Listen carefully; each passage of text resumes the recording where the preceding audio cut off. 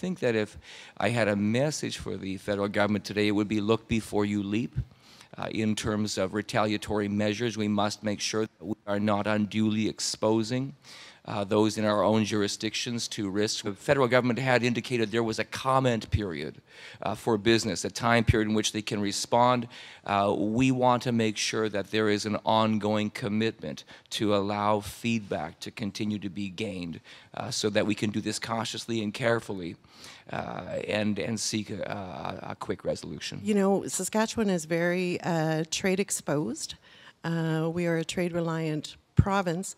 So, of course, we want to be able to see that there's agreements made that is beneficial for Saskatchewan's products. We support the federal government in measures that they need to take.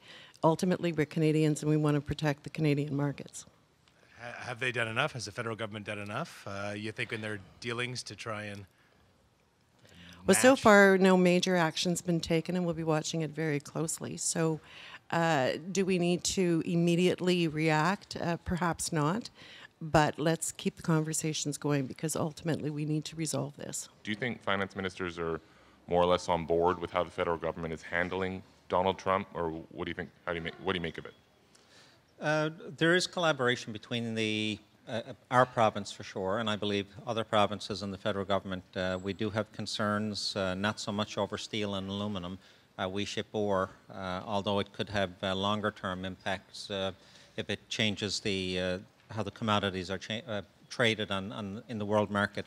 But with pulp and paper, we have our one remaining mill. It is the anchor of our pulp and paper industry. It generates some 5,000 jobs in our province, so that's obviously a concern. Our mill is taxed higher than any other mill in the country. You know, so we obviously want to see action on that.